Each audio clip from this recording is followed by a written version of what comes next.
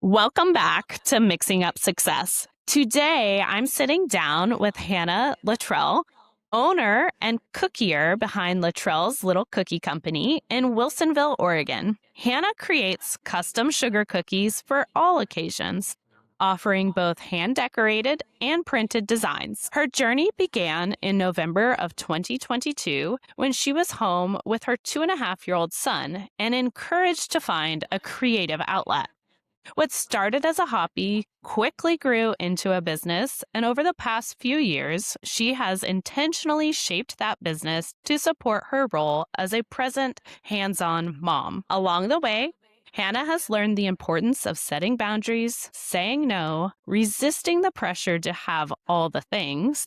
In 2024, joining a women's networking group became a major turning point, helping her grow not only her business, but also her confidence as an entrepreneur. Today, we're talking about motherhood, boundaries, community, and what it really looks like to build a sustainable cookie business that fits your life. Welcome, Hannah. Thank you. Thank you for having me. Tell us a little bit about yourself and your business. So I am a mom of a 1-year-old or one son. He is almost 6, and just my husband and I and our kiddo in Wilsonville, and I run a custom sugar cookie business.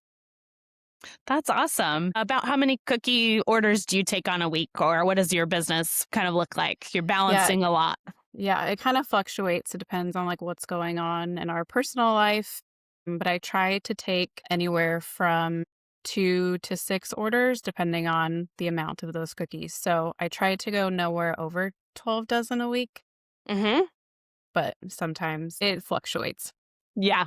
Yeah, it's hard. A lot of times the orders don't just come in consistently at 12 dozen a week, right? Right. Yeah. Yeah. So you gotta ebb and flow a little bit. Right. Yeah. In my own bakery, it seems like we'll go 2 to 3 weeks of heavy, and then we have to back way off, and recover and make sure we're taking care of all the things. So Right. Yeah. And it's just me. So I do the baking, the decorating, the planning, the social media, the correspondence, it all. the So hats. yeah. Yeah, So there's so many hats in small business. I often say that, I started my business with the idea that I was like, I can do this. I can work this hard. I'm a hard worker. And then I started it and I was like, I had no idea how hard you have to right. work. Yeah. Yeah. So Exactly. I feel that.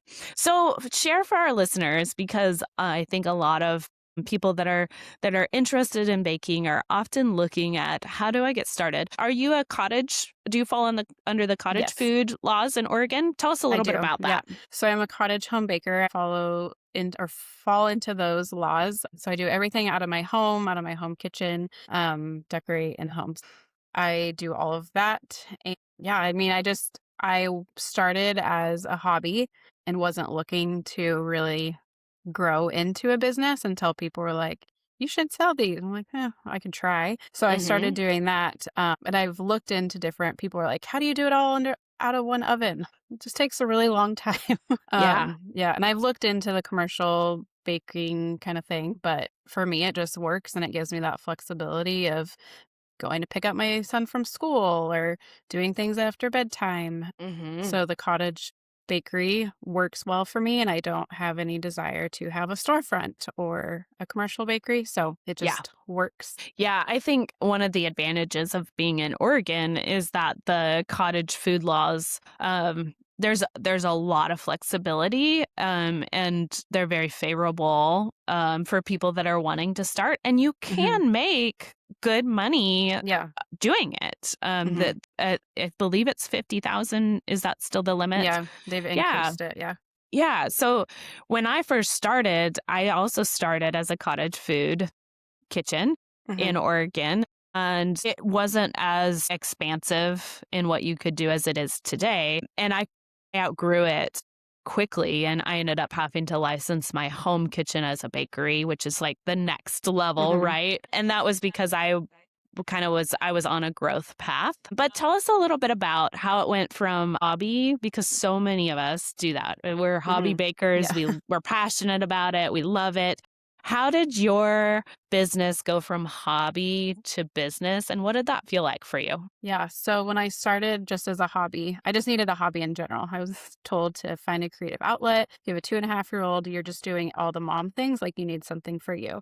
Yeah. So I had a friend's mom who had started decorating cookies in 2020 strictly as a hobby. She was only doing it as a hobby. She goes, I Hmm. have all of the things you need because what people don't realize too is you need a lot of things to even start decorating cookies that I didn't even realize. So she was like, let you can borrow my stuff, see if you even like it. And then I was finding I was baking and decorating after bedtime. And I was like, oh, this is fun. I'm enjoying this. I was better at it than I thought I would be. So that was fun. And then, so I made cookies for Thanksgiving and then made cookies for Christmas. And then that's when people were like, you could probably sell these. And I was in like the corporate world prior to having my son, and I knew that I wanted to be that stay-at-home mom and I wanted to be doing things. But obviously, having a child in 2020 kind of changed my outlook on what my stay-at-home life was going to be. Yeah. So I knew I didn't want to go back to corporate, but I wanted to be able to help provide for my families. I was Hmm. like, okay, I could start as a business. So I had very minimal orders, and we were living in a condo that was less than 1,000 square feet. So I was Oh, working out of a wow. very tiny kitchen. I was like, Yeah. this business isn't going to be much, but we can try. Yeah. And But every we, little bit helps, right? yeah, I mean, yeah. yeah. So it was a lot of learning the business part of it. I'm Hmm. still learning 3 years in. I'm There's still learning so 10 yeah. years in. I don't know if I'll ever be done learning it. Yeah. And it was like, oh, I just wanted to sell cookies. I wasn't thinking about all the other aspects that go into running a business because Hmm. it was just supposed to be a hobby or like a fun little business, but it's turned into so much more.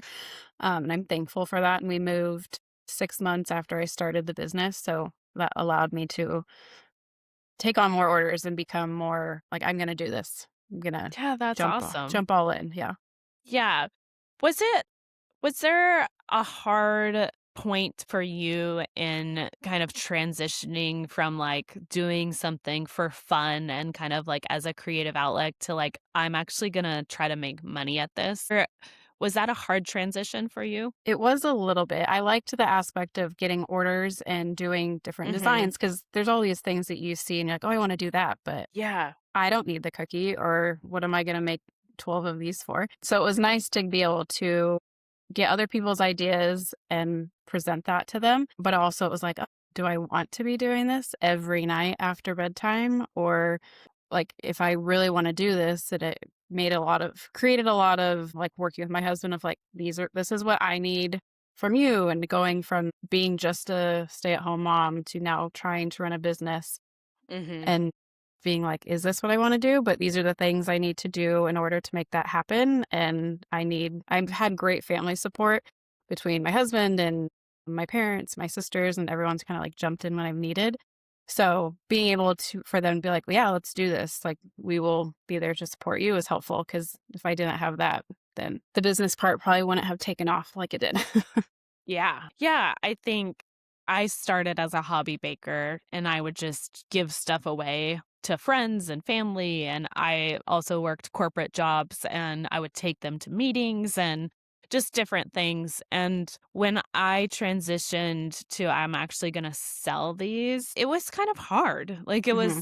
it was a hard mindset shift. And there was a lot I had a lot of imposter syndrome myself in that, like, "Oh, I'm not good enough.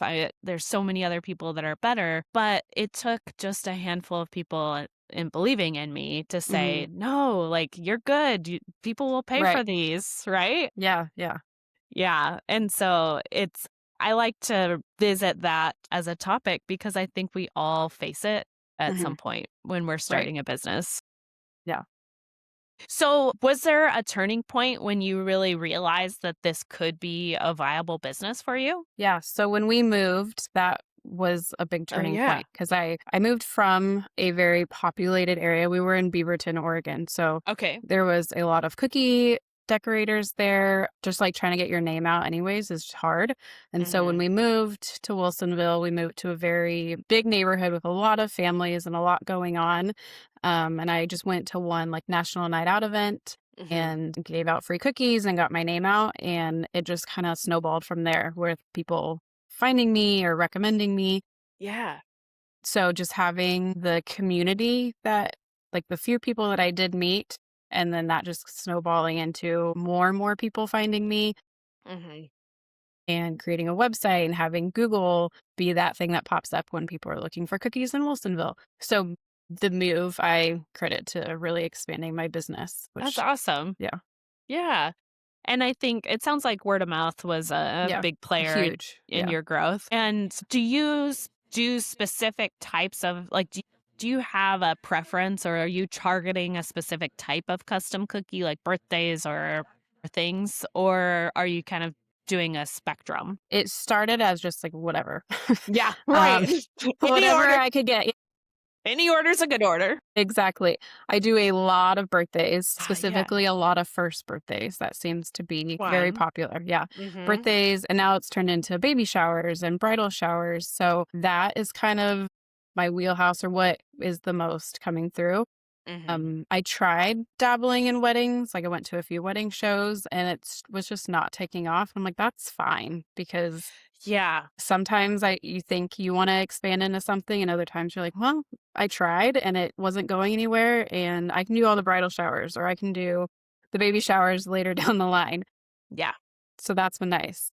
It's funny you say that, Hannah, because I have done a number of weddings myself, and I have stopped doing weddings for 2 different things. One, it's like, I feel like the cookie isn't quite the wedding like, it has to Right, be the right personality for it to land well as, like, a wedding dessert. right, yeah.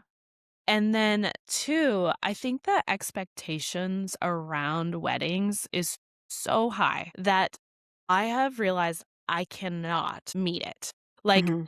I cannot match the color palette Yes. because, like, the expectation is literally so high that you're gonna Mhm. match, and if I'm a tent off, it falls flat. Right. And I have realized that it's not in my wheelhouse. Yeah. Yeah, and then often with cookies too, like, we package them up and then they get transported, and who knows what's Mhm, gonna happen between that transportation time or if they're gonna be cared for in the right way, and then they get put out and people aren't happy with them, or I also mhm. feel like sugar cookies get a bad rap because Mm. there are some ones out there that just don't taste good, or, like, the royal Yes. icing cookies in general, people are like, "Oh, I Mhm. don't like these," or, "I've had them before and I don't like them." I'm like, "But just try," because Okay. not all of them are bad. So I feel like with weddings too, Mhm. people are like, "Oh, I don't like those kinda cookies." Yeah. Whereas a birthday party or bridal shower, they're smaller amounts, they're Mhm. cute because they're going with the theme, so people are more willing to try them, I guess. It's not, Mhm. like, such high stakes. At least that's what I found, and then I get people like, "Oh, these were actually good." Yeah. Yeah. So, I'm so glad that you bring that up because this is not a topic that's come up on my podcast yet, Hannah, and you're right. I cannot tell you how many times people are like, "Oh, these actually taste good." And I think, Mhm. "Well, it's a cookie. It's supposed to taste good." But in my own personal experience, I have spent years testing different types of ingredients and specifically around like meringue powders Mhm. can Yes. impact flavor drastically. And there are some terrible flavors out Yes. there. And I'm not saying that the cookies are bad because I mean, I believe every baker is baking a good cookie, but there are flavor components that do not land well, Yeah. and they just don't taste good, and I have thrown out more meringue powders than I want to admit because I'm just like, "I will not serve this." Right. So, yeah, I Yeah. do The think meringue powder can definitely make or break a cookie. yes.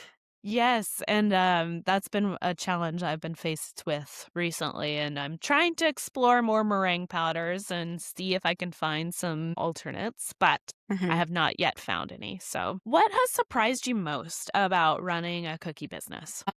even just like, and my mom will say it too, of like, oh, I didn't realize how much time went into cookies. Mm. Because just like me, I saw those Instagram videos of people decorating. You're like, oh, that looks so cool. And Mhm. then you go to decorate and like, oh, they sped it up 5 times to make Yes. it into a 30-second video. So Mhm. just what surprised me was the amount of time that goes into it that people don't realize that Mhm. even the simplest of designs can take a long time. So the amount of time that I spend on an order surprised Mhm. me. I probably could go faster, but I didn't realize how meticulous I am on things. I'm like, "Oh, I Mhm. don't like the way that looks," or people aren't gonna I'm critical of myself, or people are like, "Oh, this looks great." I'm like, "No, it doesn't." Yeah. I Like, think someone's we're gonna pay for yeah. this. I think we are our own worst critics, Yes, for sure. right? Of our work. There's so many times where I've been like so nervous. I'm like, here, but I Yeah. messed up. And then it's like, they look great. And I'm like, Yeah. okay. um yeah. Love that you bring up time because I sometimes think we discredit the cookie decorating profession drastically because we're trying to feed the algorithms on Mhm. social media, and we portray that we can just whip up these cookies, Right. and we cannot just whip up No. these Yeah. cookies. And I literally have found myself, telling people, I know it seems like I can just bust out 100 cookies, Mhm. but that's not the reality. It ta I ask for 2 weeks, a Mhm. minimum of 2 weeks, because the creative process in planning an order is mulling around in my brain for a while, and then I, Mhm. like, map it out, and, maybe I need to order something, maybe I need to have a custom cookie cutter built, Mhm. maybe Right. Yeah, there's, exactly. like, so many pieces that we and then just simply, I will admit, I speed up my videos 5 times, sometimes 8 times, Mhm. just to feed the algorithm. Right. And I think us feeding the algorithm definitely gives, like you said, that portrayal of it's just quick to whip them up because the Mhm, amount of people I get being like, oh, can I get an order for next week or this weekend even? And I'm like, I mhm. appreciate you reaching out. However, no, because either I have orders that I've already committed to or that's just not enough time. So, 100%. and that's where the boundaries kind of come in of at first I was like, I just want the order. So, yes, I'll try to figure out how to make it work. And now I'm like, no, it's not. I can't. Like it's just not possible. So, Yeah. I recently published a reel on my social media. I had listened to this podcast, and it was talking about excellence. And it reminded me that excellence isn't a talent. It's a process. And I think in cookie decorating, it is a process we are so good at protecting in order to produce the work, right? mhm. But we don't share that process. Yeah, And I don't know if that makes sense, but what I'm trying to say is that we show that, like, okay, we're making these and we're producing these and here's the final product. right. But the excellence to get that final product is really that process. And like you're saying, it's like I cap my orders.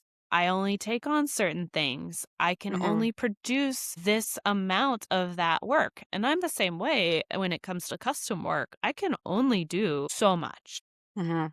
in a week, in a month. And if I don't give myself recovery periods from the creative process, then my work falls flat and I watch Right. it. And so I think that's a piece that's really hard to articulate Right. about our work, but it's something I think is really important that we try to articulate. Right. Yeah. And I have made the reels of like, this is me decorating in real time, especially Yeah. like I did one around Christmas time and it was lettering Mhm. and these little tiny snowflakes. I'm like, this is in real time and this is sped up. And people were like, oh, wow, that does take you a really long time, or like, didn't Yeah. realize the amount of time. But then you add on the amount of time it takes to make a behind the scenes reel. And you're like, oh, I'm doing this. Oh, I should be recording this now. But I'm in the middle of decorating. So I'm not going to stop and record it. But I should be showing you how to do this because this is what it's really like. Oh my goodness, Hannah, you're so right. It's like I always joke that social media was the game no one knew that they were signing up to play. Like, it's like, what? Wait, now I have to spend I have to spend 30 minutes making a 30-second reel Yeah. that shows what I spent 12 hours doing? Exactly, yeah. It's like I didn't even know I wanted to have a cookie business, and then I'm all of a sudden having to be a content creator and, Yeah. gosh, trying to do a voiceover on a video, like, okay, half an hour later because I just can't get the words out correctly or the timing's not working. But let me Mhm. go decorate these other cookies now because I just trying to do it Yeah. all. Yeah, Yeah. I think those are the pieces that I think every small business can relate to, and definitely. that we no one really knew that this is what they were signing up to do. Yeah. But I think those are, we figure it out. I often share that I started Instagram when I started my cookie business because Mhm. I needed a way to tell the world what I was doing, right? Right. Like we have to have a platform to share our work. And I chose Instagram because it was picture based. And Mhm. I was like, I just want to put my pictures out. And that worked. And to this day, when I publish custom cookie photos, Mhm. it instantly triggers orders because somebody is reminded, "Oh, yeah, I need a birthday present. Right. Oh, yeah, I need this." So it's like clockwork. And there are periods in my business where I just don't post custom Mhm. work because I can't take any. So I just don't share it. Yeah. But then I feel bad because I'm like, I'm not sharing my work. So I appreciate you so much and sharing, talking about those things because I find them really interesting and I Yeah. think others will too. Good.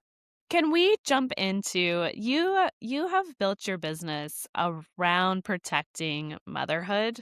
And Yes. I'm a mother of two young kids. My son is 9 and my daughter is 5. And I also went into entrepreneurship with the mindset of flexibility and raising my children. Mhm. And it's hard. It's very hard. And I have a lot of mom guilt, but I also, I think we can all learn from each other. So tell me about your journey as a mom. Yeah. So I spent the first 2.5 years, it was just he and I day in and day out until I started the business. And then I started the business and it was still him and I day out doing all the things of going to the Mhm. library, play dates, pretty much anything we could do to entertain ourselves. And then I just wanted that flexibility of being able to help provide for my family, but also being able to say, yes, let's go have a play date. Let's go to the zoo. Let's go to the library. I was there for like nap times and bedtimes and all Mhm. the things. And then as he's gotten older and now in school, you're like, oh, I made the mistake of he started school in kindergarten. I was like, starting September, I can take on more orders and Oh. completely overfilled myself the first Mhm. 2 to 3 weeks that he was in school. It was like 16 to 24 dozen. And Mhm. I was dying, but I was like, "But he'll be in school, it'll be fine." And all these people are like, "Well, it won't, like, it's still kinda hard." I'm like, "It's fine, he'll be in school." School goes to 2:10. I love that you say that. Okay, I had an absolute meltdown when Yeah, my oldest started kindergarten because our school gets out at 2:05 and I was like, "Wait, yeah. what?" Yeah. School starts at 7:50 and it goes till 2:10, and that 6 hours goes very quickly because Yes. there's drop-off time and pickup time, like, the time you have to get there, and then you get Yes. home, and sometimes I can work depending on if he is entertaining himself, or then it's the bedtime hustle again, or, like, working after bedtime, so but it allows me to create my own schedule even though he's at school. Like, I can go do all the errands that during school Mhm. day. I can get all my cookie stuff done, well, as much as I can, but it also allows me, like, I started teaching cookie classes this year, Yay. which is great, and that's been exciting and fun, and that allows me to pull back on some of the custom orders, but it gives me that flexibility to, like, he's starting T-ball at the end of the month, so I haven't planned anything for Saturdays for classes because I want to be that parent who is at the games and at the practices, and I wanted to be that hands-on mom, and this allows me that flexibility and, being able to provide, but also being involved Yeah. as much as I can be. Yeah. It allows me that opportunity too to I volunteer at school once a week. I'm involved with the PTA. Yeah. Sometimes it's things that I'm like, oh, shoot, maybe I'm overextending myself, but this is why I wanted to work for myself so that I could be involved and in the know and doing everything. And not to say that moms that and parents that are working outside the home aren't that, but this is just the path I wanted to make for myself and to be able to be hands on, but also doing something for me at the same Yeah. time. I have met so many moms that they are building businesses around life, and that is 100% my number one goal. Hmm. I'm very upfront with my customers. I don't run retail. I do have a commercial bakery, but I don't have scheduled retail. I Hmm. have what I call pop-up markets or pop-up events around a holiday, and it's on Fridays from 10 a.m. to 2 p.m., 4-hour window, like once a month. Hmm. And I can't tell you how many people are like, "Well, I have to work." And I'm like, "Yeah, well, this is when my kids are in school." Right. Yeah. And you know what? It works. People find a way. I allow pre-ordering. I allow, I have a locker pickup system, so people that want to support me have figured out how to do it. But Hmm. number one, said I'm gonna be available for my family as Hmm. much as I possibly can. Right. And so I built this very untraditional model that worked around my life. And I think it's really important to share because it can be done. Right. It's hard. It's a lot of work, but it can be done and you can kind of balance both the business and the motherhood aspect and feel really good about both. Hmm. Yeah. You can be tired, but it works I you know, I think you're tired the minute your child is for sure. born, and Yeah. you're never gonna recover no matter what you're doing. Yeah. So yeah, so how does boundaries you mentioned boundaries a little bit earlier, and how does Hmm. boundaries, and saying no work into your business? You mentioned struggling a little bit about at the beginning with that Yeah. because you're building something, you wanna take every Right. order you can. Yeah. But what does that look like for you now, and how has that improved? Yeah. So I've had to like have a hard conversation with just myself, even of saying, like, Mhm. doesn't matter how cute the theme is that someone wants to do, or Yes. that it's something that you've been wanting to do, or someone that could be a potential long customer or a good connection. Like, if I don't have the time, I don't have the time. I can't create more time if Mhm. everything is already booked because I have my hearts like, I'm going to be a present mom, but, and also grow a business. But there's just sometimes, and or the people that are like, can you make these for next week? No, sorry. Like, I can't, no matter how much I want to be able to. I just Mhm. can't. I don't have the time. So it's been a hard lesson to learn. And I would say now 3 years in, now I'm just like, no, the answer is no. And no is like just one word is an answer. Yeah. Obviously, with customers, you like elaborate, like, sorry, like I can't, but it's okay to say no. And you just run the risk of maybe they won't come back. But if they're needing them later on, I'm always like, I would love to bake for you in the future. And I book about 4 to 6 weeks out. So just keep that in mind. But the boundaries is harder. Yeah. Yeah. Do you think that it's easier to say no, though, because you experienced the lack Yes. of boundaries? Yeah. When those Mhm. nights that I'm up till 1 o'clock in the morning and I'm crying and be like, why am I doing this? And, Mhm. or like the overextension at Christmas time of just like Yeah. working day in and day out of Yeah. like this year, this past Christmas, I made a point. I was like, I'm not taking any custom orders in Yeah. December. I said, cookies freeze really well. If you have a birthday or something in December, order in November, and Yeah. really trying to create those boundaries. Then I still had many people being like, can you do this? I'm like, no, like I've given you a Yeah. 2 month heads up, like I was going to be doing this, because I wanted that Christmas break with my kid. So setting those boundaries because I've learned the hard lesson the 2 years before of crying and being like, this isn't what I wanted. And all to make someone else's cookies. Like they're cookies. At the end of the day, they're cookies. They're Mhm. a pivotal, like can be in a pivotal part of someone's celebration, but at the end of the day, they're cookies and Yeah, they're not gonna break they're not somebody's right. Yeah. celebration. Yeah. They're not worth the tears and like the misery that sometimes comes with those long late nights because I didn't set those boundaries. Yeah. I think as we build small businesses, we've all experienced this. And inevitably, if you go into small business, you will experience the lack of boundaries and beating yourself up for saying yes to things you should have said no to. But I think when you find the confidence to really set them, I find that most customers are so respectful of Right. that. I've experienced where I've had to say no to last minute orders and I'm like I just respond with no, I don't have the availability this week. Thanks for reaching out. Hopefully in the Hmm. future it'll work. And then literally the day they're wanting the order, I'm packing my daughter around at the store and I run into them and I'm like, here's why I'm not available. Right. Yeah. And then that's because I live in a small town, and so I see a lot of people, but I think it's just a good reminder because they're just like, "Of course you're not available," right? Right. Their response is 100% you're not available. They're so Yeah. supportive of making sure that I'm protecting myself and my Hmm. family. Yeah. And every baker I talk to, we bring up Christmas and the Christmas burnout because it's real. It is real. I call October through December my Cookie Monster season, and it is where I make the bulk of my bakery income. Hmm. And I have had to design systems to survive Hmm. because it is no joke. It will just knock you out. There's no way to explain the exhaustion. Yes.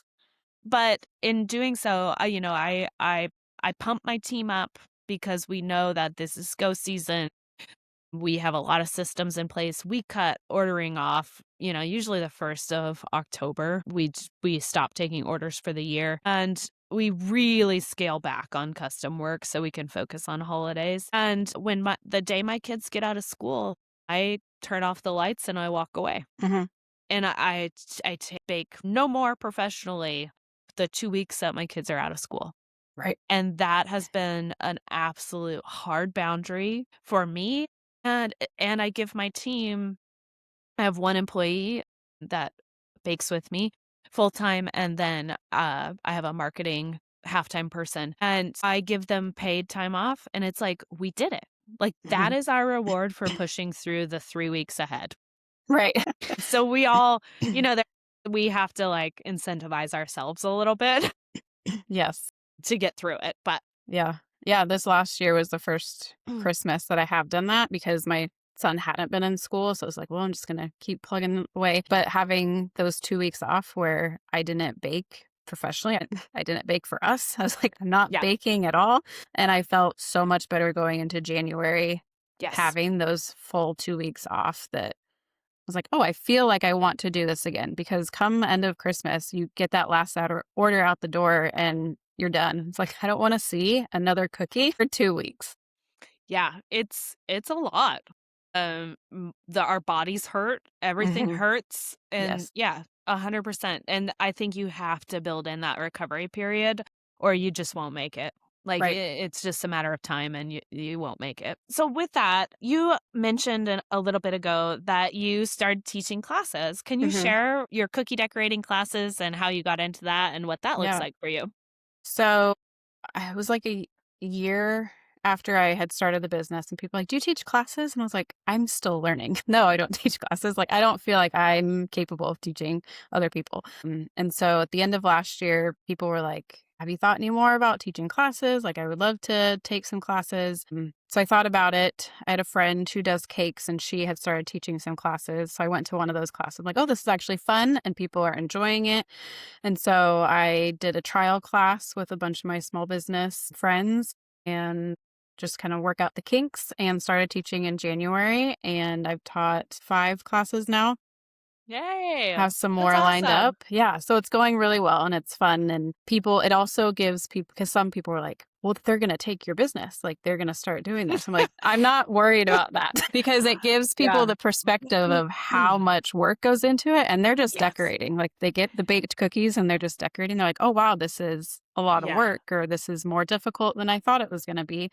So it's nice to be able to share what I know, give people the 2 hours to have fun with their friends and decorate cookies and take them home to eat, but also getting that respect of, wow, this takes a lot of time and this is more difficult than I thought it would be. So, Yeah, and I think class is like it's the fun part of the right. business, right? Yeah. Like you're taking all the prep work out of it, you're taking all the baking out of it, Right. and they just get to show up and have fun. Yeah. I find I teach a lot of classes myself, and I find that most people, they're just there to have fun and do Mhm. something different and hang out with a friend or connect with whoever or meet some new people in the community. Right. I would say that 99% of them leave with just absolute appreciation for the art Yes. form.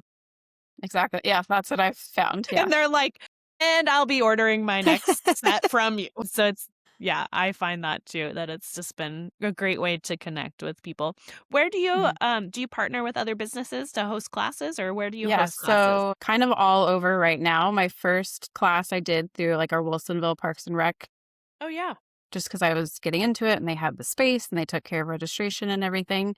So that was nice. And I have one more Saturday through them and then I'm taking a break. But I found there's a local farm that I used to work at and they have like a guest house that they use for weddings. So I'm able to do classes there and then just kind of piecemealing together different locations based on like rental fees and partnering. I've partnered with some local businesses coming up for some more kids classes. So just using my network that I have to find Yeah. those locations to collaborate and partner with other businesses, but then also just finding space that's affordable and works for everybody. Oh, that's awesome. Yeah. I think as cookiers, the classes are just a fabulous way to diversify our income, and Hmm. it's a whole 'nother skill set, Yeah. and it's not everybody's cup of tea, and so but I think that's awesome if it's something you enjoy doing, and it's a great way to not have to decorate every single cookie Yeah. that you make. All right, I want to touch on a few more things before Yeah. we run out of time, and I want to be respectful of your time because I know you're very busy. But one of the things that you mentioned specifically is learning to get by without all of the things. And did you want to share what you mean by that? What your philosophy is around purchasing equipment and investing Yeah. in your business? Yeah. So I think with cookies, there is a lot that you need to get Mhm. started.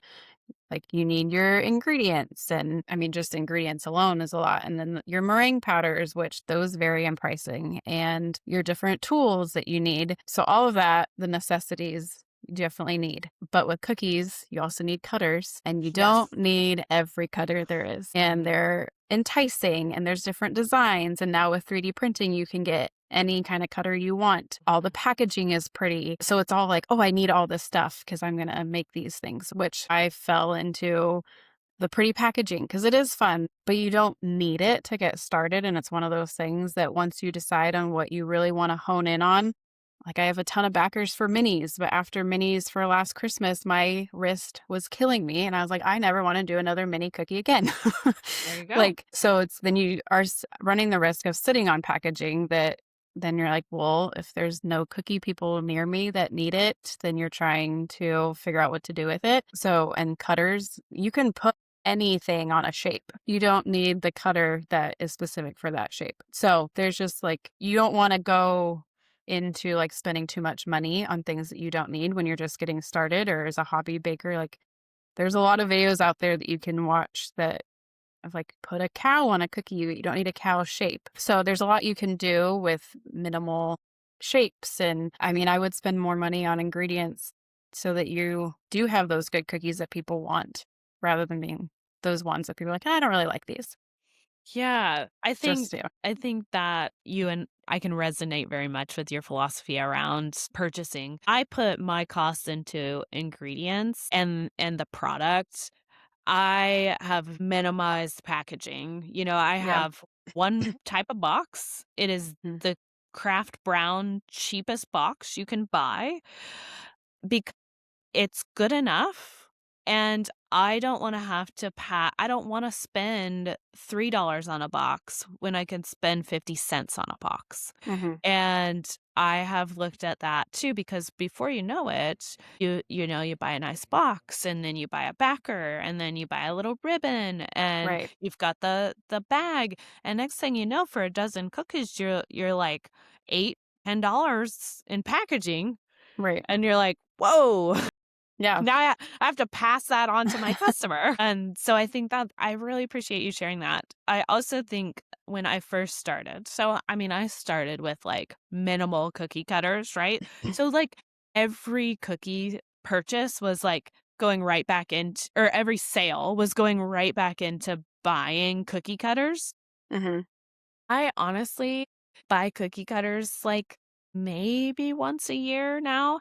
And I like literally just 2 weeks ago, I was like, "Oh, look at these cute little Easter cookie cutters, and, oh, that would be so cute, and maybe I should just upgrade some cutters and get some different designs for the year," because it sparks creativity and, Hmm. like, a new offering, but then I was like, "Why? Just I don't need to do that." Right. It's just added, it's like I'm gonna spend $150 getting, a handful of cookie cutters that I don't need. Right. Yeah.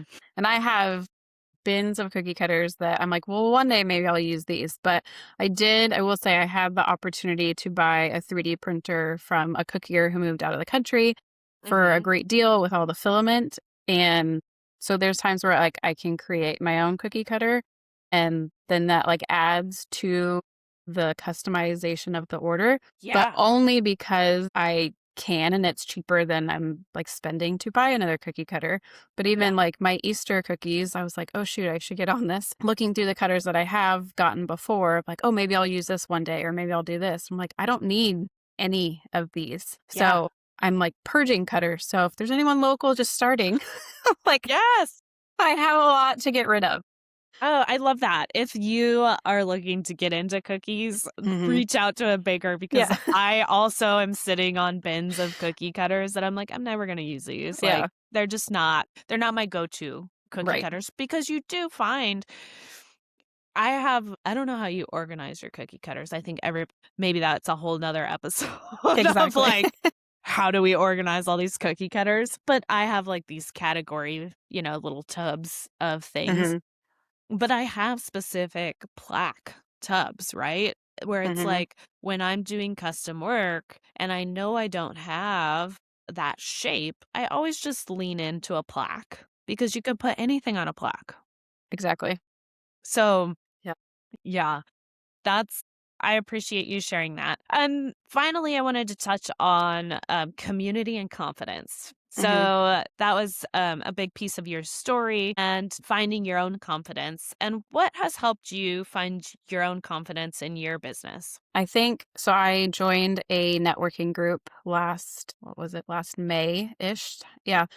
And that really like gave me the confidence. I was surrounded by women who were owning their own small businesses, and just gave me that sense of community. I've always been very introverted.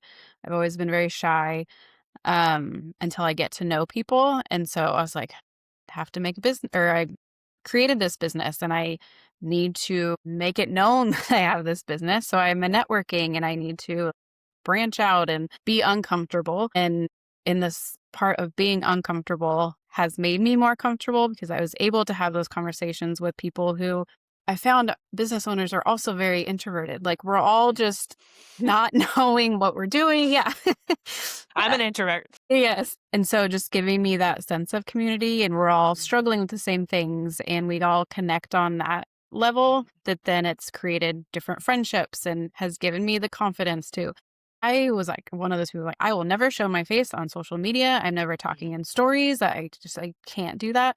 And this year I was like, just do it. People enjoy the connection and people want to see the face behind the company. And so I started doing that and I have grown that confidence. So just like having a community that has the same goals in mind, whether they're not cookiers or Mhm. necessarily even bakers. Like I have one other baker friend, but just like all having the same kind of goal, all being introverted who are trying to expand. Yeah. Yeah. So just having that sense of community has been very helpful. And I do feel a lot less introverted. However, I'm still deep down that introvert, but even my family has said, like, my parents especially have said they've seen a huge difference. Like, they're like, who is this person? So Yeah. just having something that I pride myself in with my business, that has given me the confidence. And do feel like I'm finally like who I always have been, but feel Mhm. the confidence to then share it with people, if that makes sense. Yeah, I love that, and I think it's really important that as small business owners, we find our people, Mhm. and we're gonna find lots of businesses and lots of people that just aren't our people, but when we Right. find our people, the ones that we can connect with and the ones that support us and lift us up, it is so empowering. Mhm. And it's game changer because it allows you to step into your own confidence and put yourself out there in ways that you never thought were possible. Right, exactly. Yeah. Yeah, it's funny when I've hired a marketing assistant manager and I told her about some of my like go-to people and who I lean into for this type of thing.